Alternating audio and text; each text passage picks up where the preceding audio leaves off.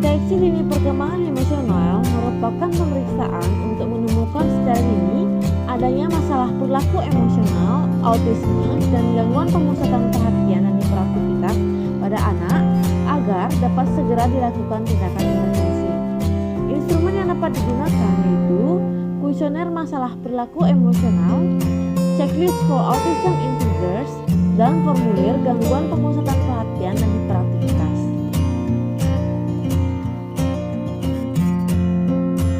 Kuesioner masalah perilaku emosional adalah instrumen yang dapat digunakan untuk menemukan secara dini masalah perilaku emosional pada balita.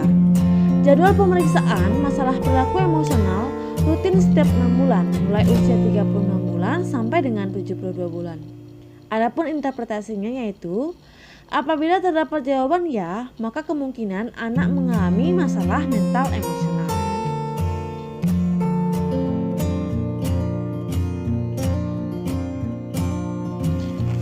Berikut merupakan video deteksi dini penyimpangan mental dan emosional dengan formulir KMPE pada balita 36 bulan. Alat yang dibutuhkan yaitu instrumen kuesioner masalah mental emosional dan alat tulis.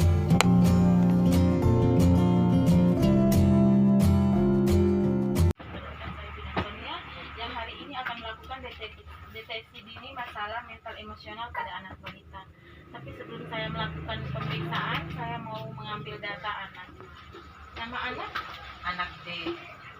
Umurnya berapa tahun Ibu? Umur 4 tahun. Tanggal lahirnya? 20 Juni 2018. Baik Ibu, dari pemeriksaan fisik yang saya sudah lakukan tadi, hasilnya suhu anak 36,6 derajat, nadinya 105, pernapasannya 31. Baik Ibu, saya akan melakukan deteksi ini tentang gangguan emosional pada anak D ini. Tapi sebelum itu saya akan melakukan beberapa pertanyaan. Kalau sebentar saya mengajukan beberapa pertanyaan, Ibu tidak boleh ragu-ragu atau takut atau malu untuk berkata jujur terhadap perkembangan anak. Apakah Ibu setuju dengan segala prosedur yang akan saya lakukan? Iya.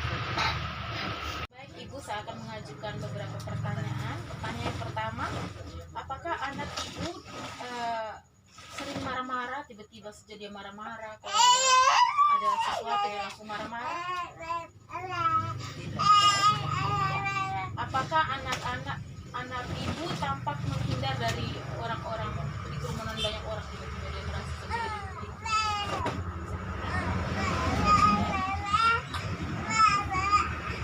Apakah kalau kadang-kadang anak kadang-kadang tidak rasa seperti dia hiperaktif?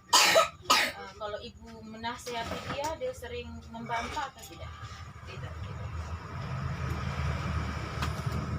Apakah anak Ibu sering merasa cemas atau ketakutan tanpa sebab?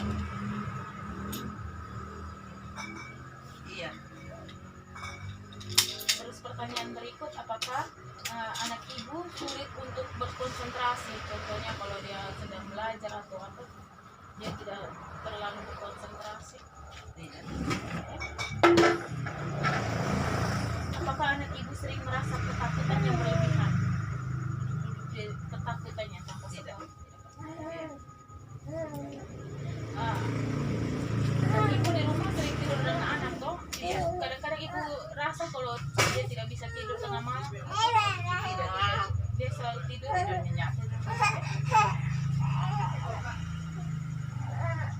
Kalau pola makan di rumah bagaimana? Dia tetap makan 3 kali 1 atau Iya, makan pagi, siang, malam.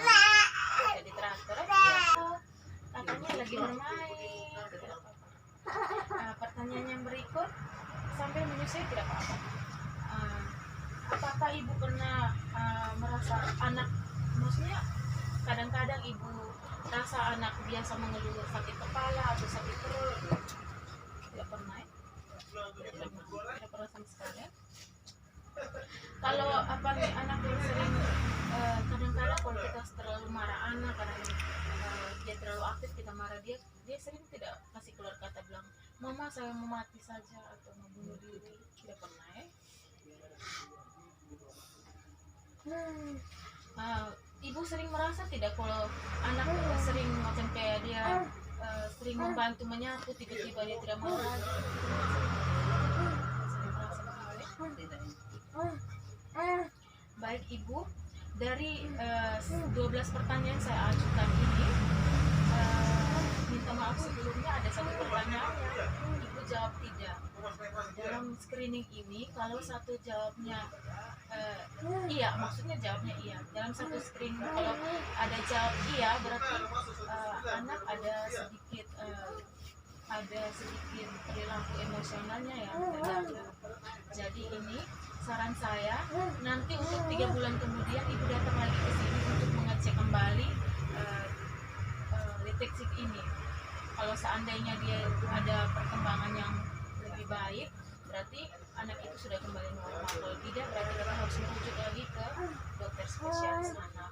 Tetapi sampai di rumah Ibu kalau bisa melatih anak, melakukan hal-hal yang membuat anak itu tidak terganggu emosionalnya seperti itu. Apakah Ibu ada pertanyaan yang lain?